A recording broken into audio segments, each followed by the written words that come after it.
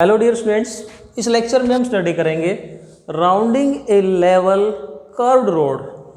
पहले हम इसकी बात करते हैं, इसका कंसेप्ट का मीनिंग क्या होता है। लेवल कर्व्ड रोड का मतलब होता है समतल और घुमावदार रोड। जैसे हम यहाँ बात करते हैं, ये हमारे पास में कोई समतल लेवल रोड है।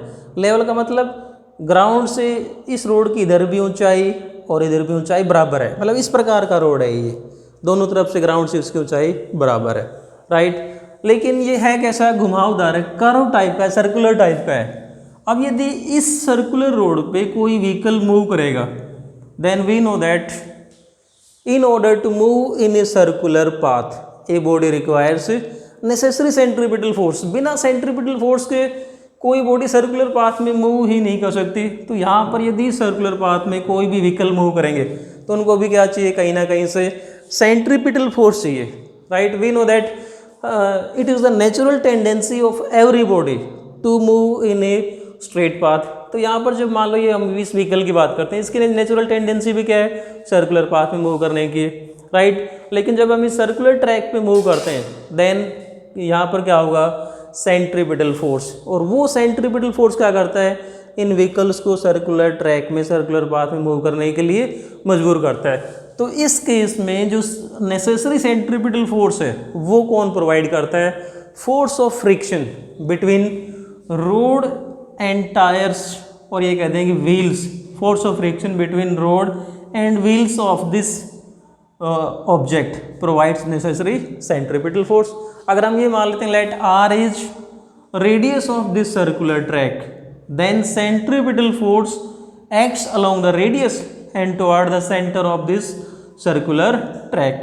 नाउ अब देखो, हम बात करते हैं इस व्हीकल पे, यहाँ कोई भी व्हीकल है, इस पे जो फोर्सेस लगे होंगे वो क्या क्या होंगे। Let us discuss various forces acting on the vehicle. ये जो हमारे पास में कोई भी व्हीकल है, इस पे जो फोर्स लगे वो क्या क्या होंगे। फर्स्ट इज वेट mg, और ये किधर एक्ट करेगा, weight of this vehicle will act vertically downward, क्योंकि यहाँ पर जो we know that weight always acts vertically downward. और नॉर्मल रिएक्शन दूसरा क्या होगा, normal reaction, and normal reaction is normal to road vertically upward. इस केस में जो नॉर्मल रिएक्शन होगी that will act vertically upward. So we can say that this normal reaction and weight balances each other. क्योंकि यहाँ पर देखो ये जो हमारे पास में केस कैसा है, लेवल रोड है, इसलिए नॉर्मल रिएक्शन किधर होगी, वर्टिकली अपवर्ड होगी, वेट वर्टिकली डाउनवर्ड, राइट। अब और क्या क्या फोर्सेस होंगे। तीसरा फोर्स कौन सा है, फोर्स ऑफ फ्रिक्शन, और वो किधर एक्ट कर रहा है, force of friction along the radius and toward the center of this circular track. These are the forces acting on this vehicle. Now देखो, we can say that normal reaction R and weight mg दोनों क्या कर रहे हैं, एक दूसरे को balance कर रहे हैं। So we can say that R minus mg is equal to 0. Here we can say that R minus mg is equal to 0 or R is equal to mg because there is no motion in this direction। मतलब vertical direction में तो कोई motion है ही नहीं, दोनों component balance कर रहे हैं। फोर्स ऑफ फ्रिक्शन कौन प्रोवाइड कर रहा है, we know that force of centripetal force, we know that centripetal force is given by the relation mv square upon r, and this centripetal force is provided by the force of friction between wheels and road. So we can say that let F is force of friction। Force of friction को हमने क्या नाम दे दिया, capital F, and we know that F force of friction आपको याद होगा, F is equal to क्या होता है, mu R. Now it is clear that this centripetal force is provided by this force of friction, right? It means from 1 and 2 it is clear that mv square upon r is less than equal to mu r। अब देखो mv square upon r क्या है, this is centripetal force. कहाँ से मिल रहा है, force of friction से। तो देखो इसको हमने क्या लिखा, less than equal to mu are.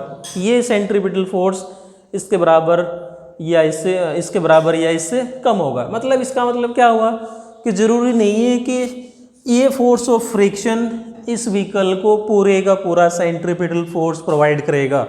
Centripetal force यहाँ पर मैक्सिमम कितना हो सकता है, इस फोर्स ऑफ फ्रिक्शन के बराबर हो सकता है, नहीं तो इससे कम भी हो सकता है। सो इसको हमने क्या लिखा, less than equal to this centripetal force may be less than और equal to this force of friction, right. But we know that r is equal to mg, so we can write mv square upon r is less than equal to mu। r की जगह क्या put करेंगे हम, mg।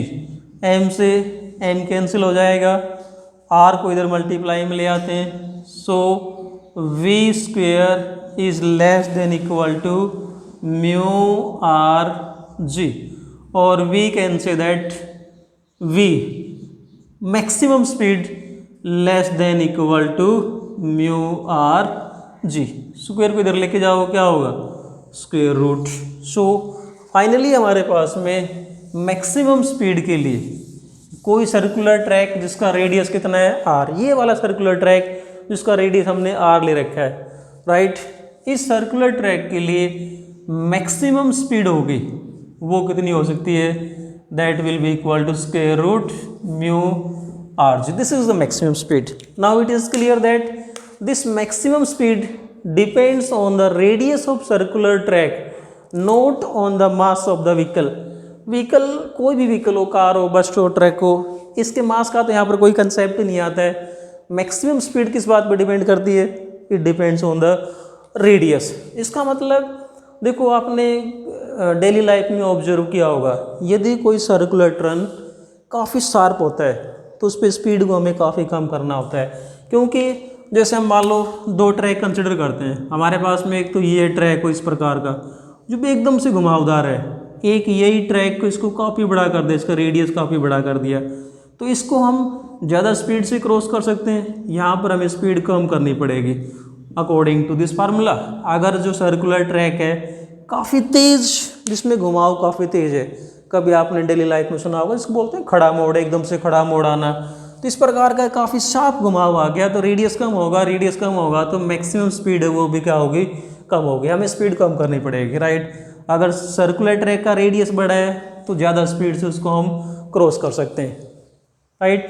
इसके अलावा आपने देखो कहीं रोड पे साइन बोर्ड पड़े होंगे, साइन बोर्ड टंगे होते हैं जहाँ पर लिखा होता है कार, बस, इस प्रकार के साइन बोर्ड बने होते हैं और लिखा होता है कार की maximum speed 80 kilometre per hour, बस, ट्रक, इस प्रकार के अलग अलग व्हीकल्स की अलग अलग स्पीड लिखी होती है। तो वो जो स्पीड है that is calculated using this radius of the circular track, right, and this coefficient of friction. Now देखो यहाँ पर जो मैक्सिमम स्पीड है 2 बातों पे डिपेंड करती है, कोफिशिएंट ऑफ फ्रिक्शन और रेडियस, राइट। अब ये जो रेडियस तो कांस्टेंट हो गया, but we know that this coefficient of friction depends on nature of surface in contact and nature of material. Nature of surface in contact आप याद कीजिए, जो हमने पढ़ा था कोफिशिएंट ऑफ फ्रिक्शन क्या होता है, किन किन बातों पे डिपेंड करता है, इसको हमने काफ़ी डिटेल में पढ़ा था। ये डिपेंड करता है नेचर ऑफ मटेरियल। जैसे मान लो व्हीकल के टायर हैं, किसके बनाते हैं हम, रबर के बनाते हैं, इनको स्टील के क्यों नहीं बनाते, राइट। इसी प्रकार से नेचर ऑफ सरफेस कि ये जो रोड है रफ है, स्मूथ है, सूखा है, गीला है, तो इस प्रकार से म्यू की वैल्यू भी चेंज होती रहती है। सो एक ही सर्कुलर ट्रैक पे एक ही व्हीकल के लिए यदि कंडीशन चेंज हो जाती है तो कोफिशिएंट ऑफ फ्रिक्शन भी चेंज हो जाता है, उसके अकॉर्डिंग जो मैक्सिमम स्पीड है जिसको हम सेफ स्पीड कहते हैं ये भी चेंज होती रहती है। तो इस कोफिशिएंट ऑफ फ्रिक्शन से बचने के लिए हम क्या करते हैं, बैंकिंग ऑफ रोड्स करते हैं, और उसको हम डिस्कस करेंगे नेक्स्ट वीडियो में। Thanks and keep on watching.